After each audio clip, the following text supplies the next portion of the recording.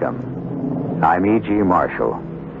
A triptych is defined in Webster's Unabridged Dictionary as a picture or carving in 3 parts, side by side, especially an altarpiece consisting of a central panel and 2 flanking panels that fold over it. Thus, by definition, it represents a sacred figure, and usually 3 aspects of that figure. This story concerns a triptych that represents a wholly profane and baleful figure in all its different aspects. Our mystery drama, Triptych for a Witch, was written especially for the Mystery Theater by Ian Martin and stars Margaret Hamilton. It is sponsored in part by Listerine Lozenges and Buick Motor Division. I'll be back shortly with Act 1.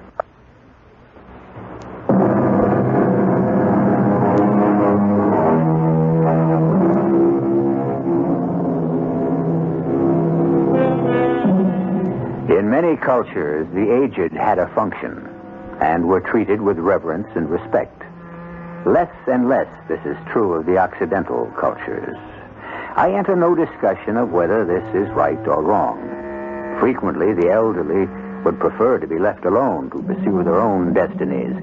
And yet, when the moment comes, and some very ancient relative is left alone, particularly a woman, some atavistic instinct, or is it just plain guilt, drives many of us to open at least our homes, if not wholly our hearts, to them. This is the story of 2 such people. But may heaven protect you from the strange and awful experience they unwittingly laid themselves open to.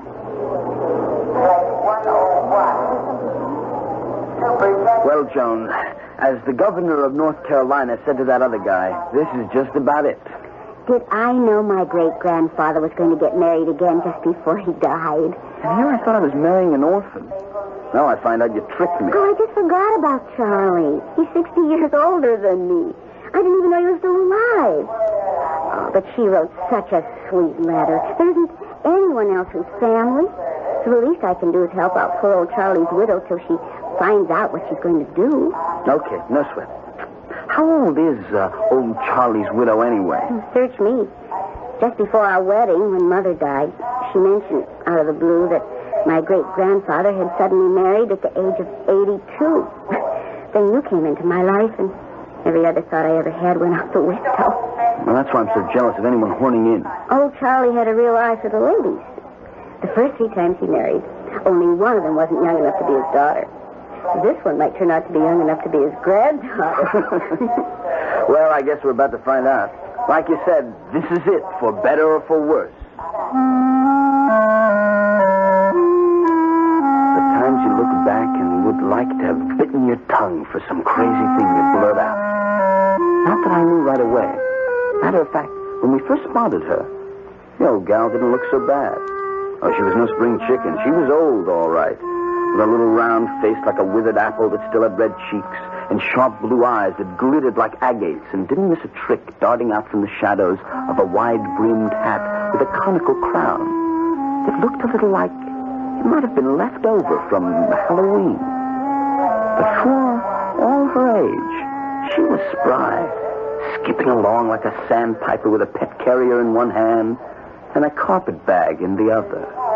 Joan, I'm her. Your great-grandfather's Hester. And this must be Walter. Oh, hello, dear. How did you know us? Know you anywhere. Spitting image of Charlie, only prettier. Here, let me take those heavy things from you. Oh, then, sakes, no problem. You can have the bag. I'll hang on to Smokey. He likes to stay real close. Smokey? My cat. Oh. You're almost home again. Just want to get Captain Jack out of my pocket before he stirs up a real... Some of the words. Captain Jack, Nathan. It talks. Of course he talks. He's a parrot. Well, a kind of parrot. Half moon, they're called. You don't mind about Smokey and Captain Jack. There won't be any trouble. Oh, of course we don't mind. We're just a little surprised, that's all. Doesn't that bird need a cage? Can't abide them. He sits on my shoulder. Or a perch I have for him in the carpet bag. He won't fly away. Can't. Flight feathers are clipped. Not that he would anyways. You mean you brought that bird all the way from Minnesota in your coat pocket? Of course. He sleeps there. Oh, I take him out when we change planes. He was complaining. He doesn't really like to fly. Oh, that's a switch. Well, shall we get this show on the road? It's all kind of comical to begin with. I mean, here I was, 23, a rookie cop, just off probation after a hitch in the Navy, and already I was married, had a kid. And now I just inherited an aged great-grandmother, plus a cat and a talking parrot. Who needs it? I started off easy, play it cool, just like Joan and me agreed. No ties, except for getting married. But outside of that, just hang loose, enjoy being young, keep all the options open. And before you know it, we're trapped. Or are we? Will you climb off the ceiling, honey? What do you want of me? It's crazy. The whole thing is crazy. Oh, wow. Aunt Hester, a cat that bites, and I'm not giving you any line, but I think that half-baked parrot is on something. You know, that's funny. You know, you really object to her being here, don't you? Oh, what about our vacation on the Cape? Oh, we're going to have to lug her there? Not on a bet. It's just us alone. Thanks to your sister Rosie, who's going to take our child and heir off our hands for 2 weeks. You see? Relatives can be of some use. In time of dire distress. Well, if anything happened to Rosie, Aunt Hester could probably... Well, we decided that was the best name for her. Everything else was sort of clumsy. Anyway, as I was saying, Aunt Hester could always fill in as babysitter. Now, I wouldn't leave Kip alone here in the apartment with an old witch like that. Don't call her a witch. She's a sweet old lady. Oh, you have something special against Aunt Hester? Oh, no, baby. Oh, what could I have against... Well, like you said, a nice, sweet old lady. But for once, and I guess the first time, I wasn't telling the wife I loved the truth. On the surface, everything was nice about Aunt Hester, even that spiteful cat and the cockamamie bird. But the vibes were wrong somewhere. Maybe it's the reason I became a cop. I got this special thing about people. All I got to do is meet someone. Within a minute, some buzzer goes off. Wrong guy, right guy. It's never failed me yet. Of course, Rosie, I understand. No, we couldn't take a chance at Kip's age. Oh, please don't worry. We'll work it out. Is there something wrong, Joan, dear? Oh, well, nothing earth-shaking, I guess. It's just that our vacation's messed up. Oh, what's the matter? Oh, Rosie's oldest child has just come down with measles. That changes all our plans, doesn't it? Oh, not yours. We'll see you off back to Duluth the end of the week. I'd be happy to put things off and stay here until you've had your vacation. Oh, I couldn't do that. Kip would be too much for you. Unless what? Oh, unless you wanted to come along with us to the Cape. It's lovely there, and then Walt and I could have our cake and eat it, too. If you're sure Walt wouldn't mind, I'd be happy to. How could I object or complain? It seemed the perfect solution. And why was I ridden with doubts and fears that I concealed from Joan? They only began to take shape when we finally did go to the Cape. The cabin was right on the beach, up on a sand dune facing the Atlantic. Joan and I had lots of time to swim and surf, while Aunt Hester kept an eye on Kip. But every so often, Joan would have mother's guilt feelings and decide that this particular morning would be just for Kip and her. And on one of these mornings, I had gone beachcombing, and on the way back had stopped for a rest, half covered by sea grapes, and had fallen asleep. All of a sudden, some inner time clock woke me, and I was looking towards the beach where I saw Smokey the cat, prowling and pawing in the receding tide as if he were harvesting. Got to my feet.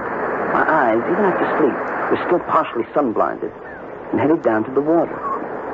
As I came near him, that cat looked around and seeing me, suddenly billowed out to Aunt Hester's plumpness. Barefoot and bare-legged, her skirts kiked up to her knees. Aunt Hester! Why, hello, Walt. What on earth are you doing here? Me? Oh, just gathering some seaweed. Hi. Funniest thing. From a distance, well, it seems silly to say it, but you look like Smokey. My cat? For land's sake. How would a cat go near seawater? You look pretty sunburned. Maybe you got a little too much sun. You feel all right? Yes, I guess so. What do you want the seaweed for? One of my little secrets. Maybe we better get on back up to the house and let you and your pretty Joan go picnicking while you got the chance. The chance? You know what I mean. Summer is growing short. Not much time left. An innocent enough remark, surely. It was growing short, and soon we'd have to get back to the city. But why did it have some sort of eerie significance to me? Why did I feel a long run of cold fingers down my back? The uneasy-queasy feeling a cop gets every time he has to draw a gun to protect himself. Sorry the weather turned sour on us, Joan. We'll be back to shore before the squall. Oh, I don't care about the weather. We've gotten duck before and thought it lots of fun. Don't you want to get home? Me? Sure. How about you? Oh, yeah, well, where else? Well, I don't know. We don't seem to like your home much since my Aunt Hester came around. Okay. You want to lay the cards on the table? I don't. And why not? I don't know how to tell you. I used to read books about the hackles rising on someone's neck. I never knew exactly what it meant. I do now. Well, how could you? You have to have feathers like a bird or hair like an animal. I feel as if I do. Like Smokey or Captain Jack. The unholy three. And now when she puts that hat on, she looks just like a witch. Oh, wow. How can you say something like that about somebody as sweet and helpful as Aunt Hester? I don't know. It just doesn't make any sense. Except like this afternoon, the cat. I mean, well, what would Aunt Hester be doing gathering seaweed? That. Well, maybe you haven't noticed that the impossible has happened. In spite of vitamins, health pills, everything we take, I've been catching a cold. Aunt Hester says she has an old-fashioned remedy for it. Homeopathic. A tea made from seaweed. Joan? What? I want you to promise me something. What? Don't take any of that tea. Oh, but darling. I want to promise. On your love for me, don't touch that tea. All right. Don't blow your cool. I'm with you. You're the man that caused the turn. If Joan was puzzled at me, so was I at myself. What was it? This subconscious fear that slowly was invading me. What was I afraid of? A little old lady and a cat and a bird she tended as carefully as our child. But some wild alarm bell was ringing deep in the pit of my stomach, and my police training reacted instinctively. That night, through the precinct station, I put some queries on the wires, and I picked up a sample of the seaweed and airmailed it to the police lab. Duluth police confirmed Charles Harrod Higby died when his house burned down on date named. Also killed in fire was his wife of less than 12 months, Hester Combs Higby, May Channing. Both buried Sunnyside Garden Cemetery. No known relatives. Funeral expenses covered by estate. No residue. My ESP working again. This time when I least wanted it. If Joan's Aunt Hester was dead, who was this stranger in our home? What did she want? And then the clincher. Hello? Walt, it's Jake. Hi, Jake. What you got? On this junk you mailed me for analysis. Yeah, the seaweed. Well, that's what it is, all right. Seaweed. Nothing but a simple fungus. Is it poisonous? Absolutely not. Wouldn't harm a fly, and unless, of course... Unless what, of course? It's kind of nutty, you know, but it's a special fungus in a way. Oh, now, come on, Jake. Let me have it. I feel kind of silly, Walt. I mean, it's only because ever since Maud died, I'm kind of a, well, like Dickens, an old antiquarian, and I read up on offbeat subjects. Like what? Well, this particular seaweed. In the Middle Ages and all like that, it was like, you know, frog's eyes and bat's fur and all the junk that got boiled up in a cauldron when someone wanted to mess around with black magic. I mean, kind of crazy even to mention it, but since it worries you so much, there's no chance you got a witch somewhere in your house, is there? The first side panel of the triptych. Hester Higby, from Walt's point of view. A hazy picture, not yet formed, but an icy fear gripping at his vitals. Truth or fancy? That will have to wait Joan's evaluation, at least, and events beyond that. I'll return shortly with Act 2.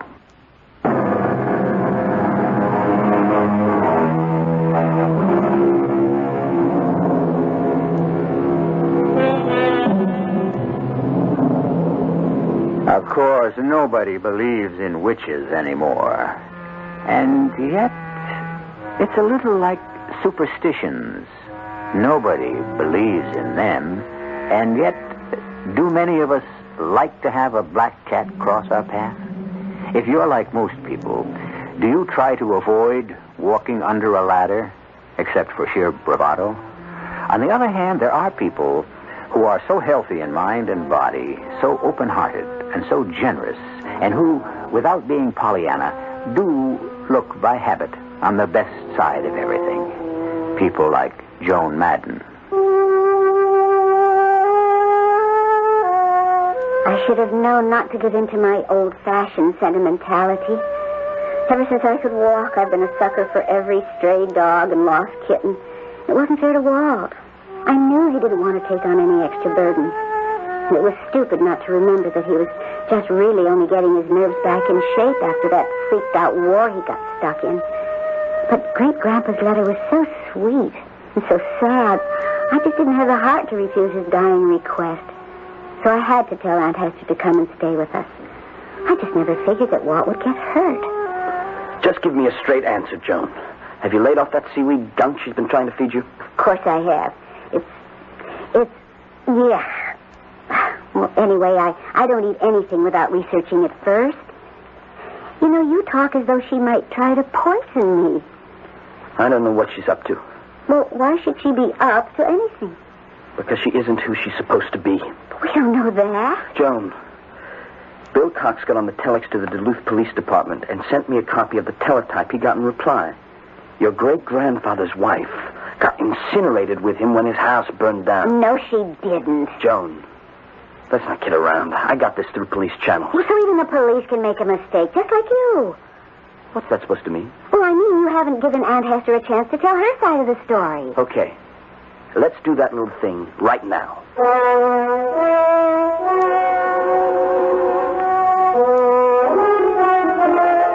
Now, let me get this straight, Aunt Hester, or whoever you are. You weren't in the house when it burned down? Then sakes, Walter, of course not. How could I be here if I had been? Oh, dear. What's the matter? I think I dropped a stitch. Let me see now. Now, look, if you weren't in the house, where were you? I don't think I want to say. Why not? It's sort of important. I suppose it could be made to be. Dear me. He was such a good man and kind, but weak and terribly careless. Oh, it's beginning to get dark, isn't it? I'll turn on some lights. Oh, no. First the windows, the drapes, and the shutters. Oh, I'm sorry, I forgot. There, you see? You like that better? Ever so much. The night must always be shut out, especially here. You can put the lights on now if you want. I'm still waiting for an answer. From me? Oh, yes. About the house burning down. Oh, dear. I hoped I wouldn't have to go into this, but... Now, Walter, don't look so grim. It's all perfectly logical, if terribly unpleasant. I'm afraid when Charlie wrote that note about me, he wasn't quite telling the truth. He did say he had lupus erythematosus disseminatus, didn't he? Yes. We didn't know what it was. That's the bad kind, terminal. Only it wasn't true. He was just trying to cover up. Cover up what? Or that even though I loved him, I'd had to take Smokey and Captain Jack and leave him. Why? Oh, my. I guess I can't pull any punches. You see, Charlie was a chaser.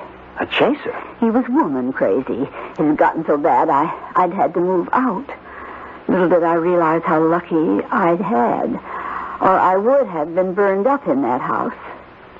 Are you trying to tell me that a man of 82 was still, was still messing around with other women? You better believe it, son. And he had another woman with him when the house burned down? I'm sorry to blacken his name for you, Joni, but that's about the size of it. Oh, the times I used to warn him about smoking those cigars in bed. Wait a minute. You don't actually expect me to believe all this stuff. Why not, when it's the truth? Because it doesn't hold water. I mean, what about this other woman? She must have friends or relatives or something. You can't just leave them wondering what's happened to her. Well, what good would it do them to know that she'd been burned to a crisp? Besides, Darlene was a drifter and a deadbeat. She was also a professional. Nobody will miss her. Well, but Aunt Hester, what about the estate and... Well, there wasn't any estate. What money we had was mine. Yes, but the house, the insurance... I didn't own it. Charlie had no insurance. Yes, but you've thrown away your identity. You can't even get Social Security or I anything. won't be needing any of it. You see, I'm the one who hasn't much longer to live. The pains have begun already. I'll be all right, though. The doctor said it would be quick. If you'll just keep a roof over my head till the dark angel comes to fold me in his wings. His face was a study. I felt almost as sorry for him as I did for poor Aunt Hester. But I managed to get him out of the room and out of the house for a long walk on the beach. Just as well. Because we had what amounted to our first quarrel. And the way he carried on really scared me. And I'm telling you, she's a fake. Well, she's lying through her teeth, and I want her out of this house. Darling, please calm down. I can't just throw my poor old aunt who's sick. Don't you listen to what I'm trying to tell you. She's not your poor old aunt. All right, dear, all right. Don't get yourself so upset. And even if she isn't, she's a sweet old lady with nowhere to go. I know where she can go as far as I'm concerned. And as far as I'm concerned, it's right where she belongs, the old witch. What, it's silly. There's no such thing as a witch. Yes, there is. I'm going to tell you something about that sweet old lady of yours. I think she burned the house down. Wow. And by me, the only reason she took a plane here was to make things look good. She could just as easily have made it on a broomstick. Darling, please.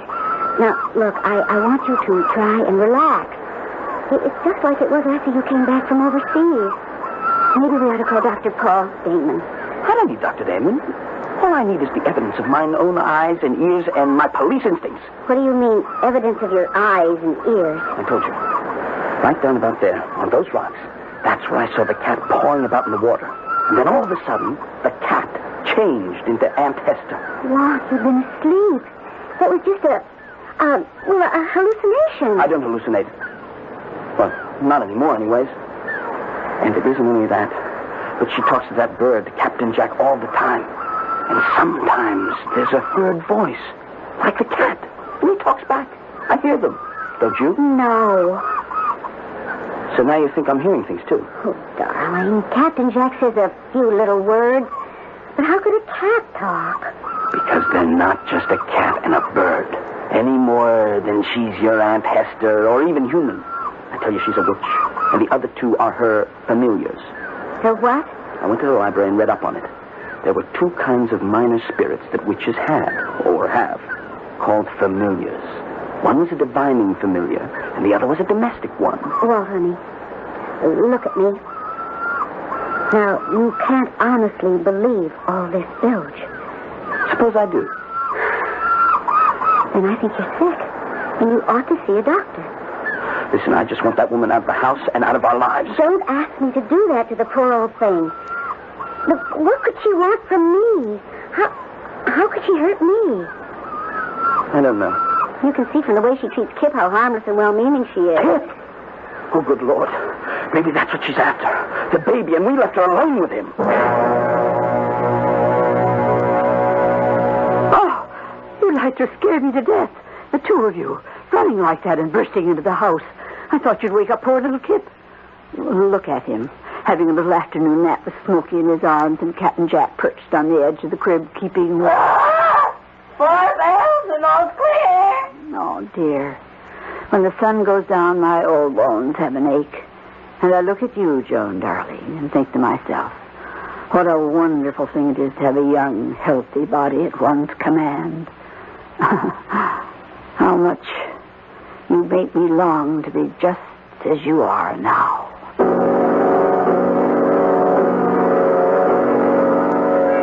But where are you going, Walt? I'm going into town to nail this thing down once and for all. How? I can use the police teletype, and I'm going to get a court order from the Duluth Police Department to exhume the remains of whoever died in that fire. Once and for all, I mean to find out just who and what it is we have living in our house. And, darling, I want a promise from you. What? Don't you leave Kip alone for 1 minute while I'm gone. Oh, Walt, you're not really serious about this. I was never more serious in my life. Because if that woman represents a threat to you or our future, I wouldn't hesitate for a moment to wipe her off the face of the earth. And that's the reason, just as soon as Walt was gone, I called Dr. Damon. Because the way I saw it, what was wrong around our house was my poor husband. He was back in a tailspin just like after the war. He was round the bend. Somehow I had to find a way to bring him back.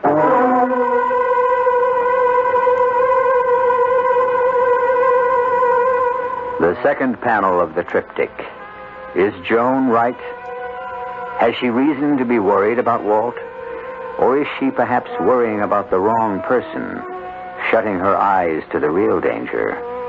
Is Aunt Hester what she seems to Joan, or what Walt is convinced she is? And if, wild as it seems, she were a witch, what is it she's after? I'll return shortly with Act 3.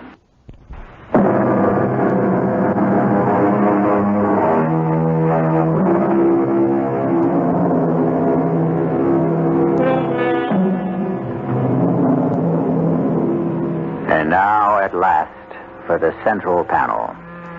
The sum and substance of the two side portraits we have examined.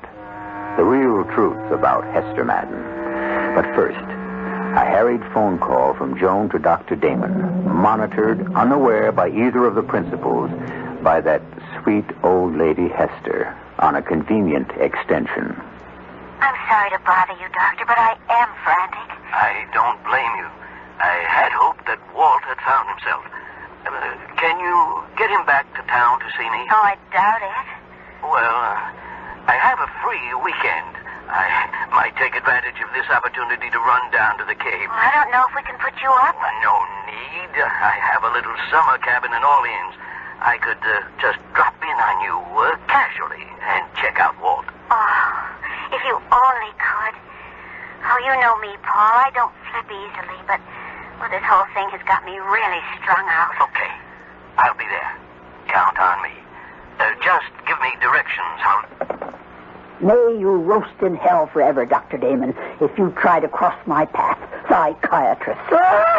Roast him in hell! Roast him in hell! Quiet! How much time do I still have? Not much. The moon is full this weekend. And your houses will be in conjunction. Time to make the change to her. Now, can I, Smokey? If she's not prepared. Give me the dried seaweed. I'll make sure it's dropped in the salad she mixes for dinner. I'd better handle that. No good. He wouldn't let you near her, even if she would. Damn and double damn him. May the torch of Hecate singe his eyes. Her spear ripped through his vitals, and her hounds run him down and tear him to pieces. If it weren't for him, it all would have been so easy. Maybe it would be better to move as soon as possible, even right now while he isn't here. Well, that would be taking too much of a chance for all of us. She's right. We exist only as long as you do. Why should I care about you? You're only projections of me that I can snuff out like a candle if I wanted to. And be all alone without your familiars to understand and serve you. And if you did send us to eternal nothingness, our voices would still carry to tell them the truth. But you did not die, as you want them to think. He would come back to reclaim you for its own. No! You wouldn't do that to me. As long as you don't do anything to us. My true name is Nergeist, and I am the oldest order of witches, the witches of the sea. I was born before the world began, and my span of allotted years was 7,007. But when at last my time came to return and mingle as the nameless droplet among the uncounted of the great oceans, I could not bring myself to obey the law, to escape my avenging sisters of the sea. I had to find an earthly body to house my spirit. I called on all the ancient arts, magic, divination, astrology, enchantment to find a young girl whose sign was my sign, whose birth date reflected the conjunction of our houses, the ascendancy of whose planets and stars matched my own. Every 2 generations, As the body I had possessed begins to disintegrate with age, I have found countless times a new one to possess. The alternative is too hideous to contemplate. I need the body of Joan Madden, and nothing shall stop me from invading it and making it my own.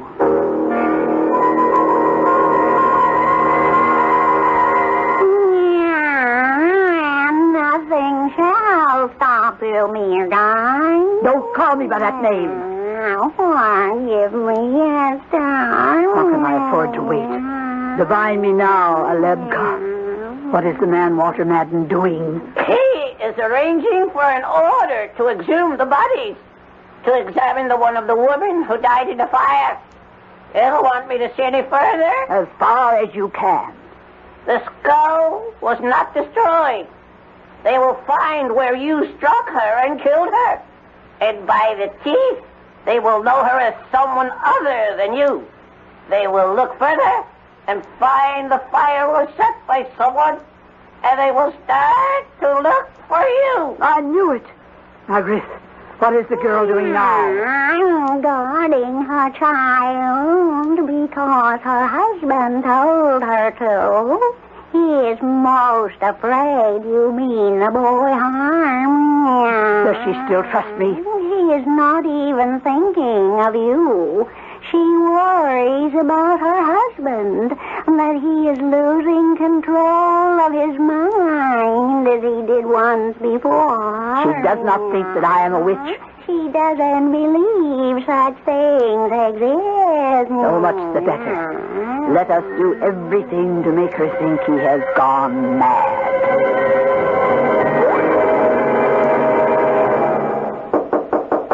Who is it? It's Aunt Hester, dear. Oh, just a minute.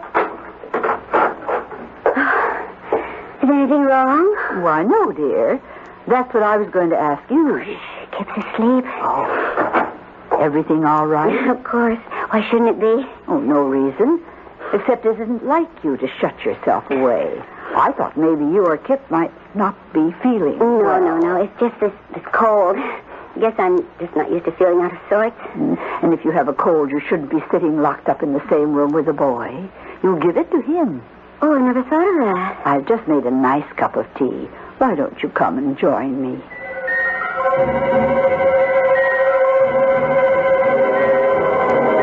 Following her downstairs, I could feel the saliva thicken in my mouth with envy. I was never more conscious of arthritic joints, the sagging flesh, the muscles that barely had vitality enough to respond to the message of the brain.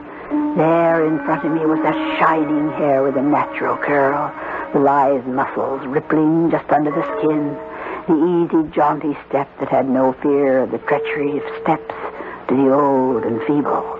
Just as we reached the bottom of the stairs, the front door was thrown open hurriedly, and Walt came in. Joan, you all right? Of course. Aunt Hester and I are just about to have a cup of tea. Will you join us? Where's Kip? I left him upstairs. He's asleep. Maybe since it won't be too long till dinner, you'd rather have a drink, huh? No, I want to talk to you. Why don't you let me attend to dinner, dear? Why don't you just go in the back, Aunt Hester, and stay in your room? Walt. Just let me handle things. Of course. I'll go right now. I wouldn't want to be in the way. All right, Smokey, you'll get your dinner. But we're all going to have to wait. Walter just isn't feeling himself tonight. Put him in Section 8. Put him in Section 8.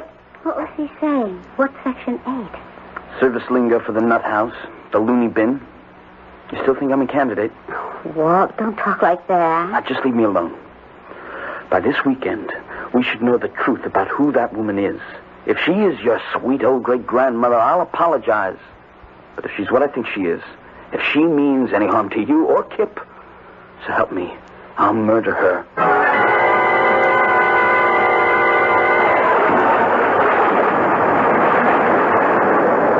What time is it now?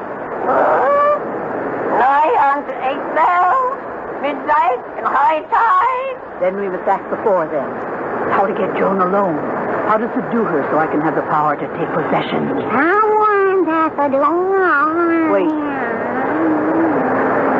Walter is answering, and Joan is in the kitchen alone. This may be our chance. Shh.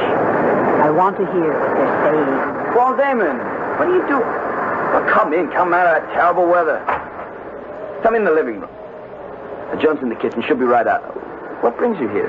Did Joan send for you?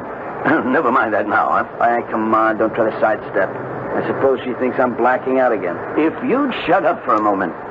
No matter what brought me here, the weather is all that matters now.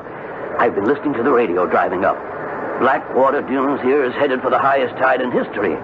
There's more danger to you and your family from the elements outside than any foreign element you fear may be loose inside. Shh, watch it. Let me close the door before we talk any further. They're in the living room. And your place in the kitchen. It's now or never. Come. Yes, Aunt Hester? What is it? Why are you looking at me like that? In the name of the bornless one that does create the night and the day, in the name of the Abash, in the name of Ta and Kem, I abjure thee not to move. Oh, my God, protect me. What was right? I blinded her with my wings. My eyes! No, my eyes! I cut her feet away until she fell, dear guys. Now, while she is stunned and helpless, make her yours. Children, the sea is coming for me. What's going on here? Aunt Hester, what are you doing? Grab her, quickly. Don't let her lips touch Jones. Leave her alone. Don't touch my wife. Lord, what is it? Aunt Hester just came upon my hand. Look. Mother, 6 of her. Fetch Kip and run before the sea swamps us all.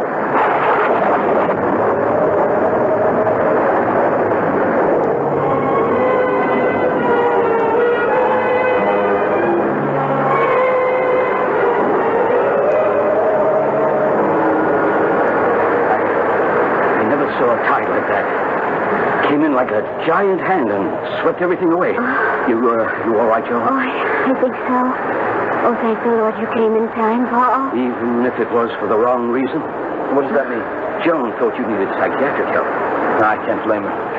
Anyone who wanders the labyrinths of the mind has to be familiar with ghosts and witches and everything that haunts our dreams, waking and sleeping. There is a phenomenon I know from all my reading that never ceases to haunt me. Even me, who has to deal with the fragmentation of personality so much. Fragmentation? You mean what happened when I tried to grab Hester or whatever she was? I'll never forget that sight. A little black, rusty woman who broke up into countless numbers of other little rusty women in black dresses, all mirror images running in every direction at once.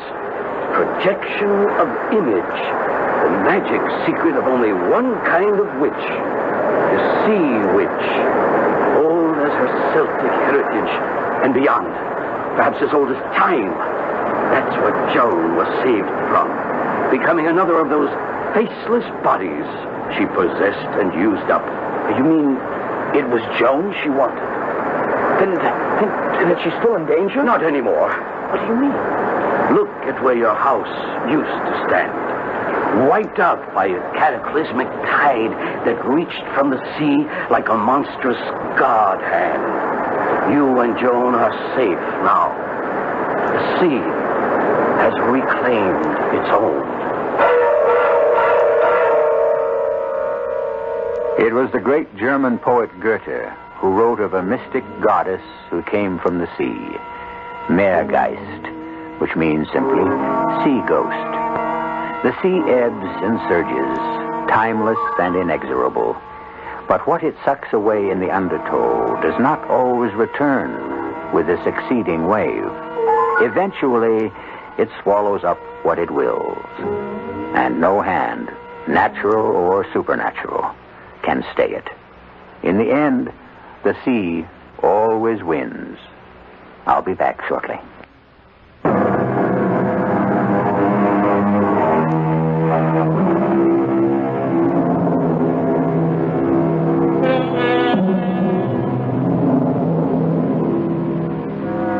It was Malcolm in Macbeth who said of the end of the Thane of Cawdor, "I saw him die. Nothing in his life became him like the leaving it." The context of the remark, of course, was somewhat different. He meant it as a tribute. Hester, or Maregeist's death, was a long-delayed blessing for Joan Madden and all the world. No young girl listening to this story, born under the sign of Virgo, can help but sleep easier tonight and other nights. Our cast included Margaret Hamilton, Christopher Tabori, Evie Juster, and Gilbert Mack. The entire production was under the direction of Himan Brown.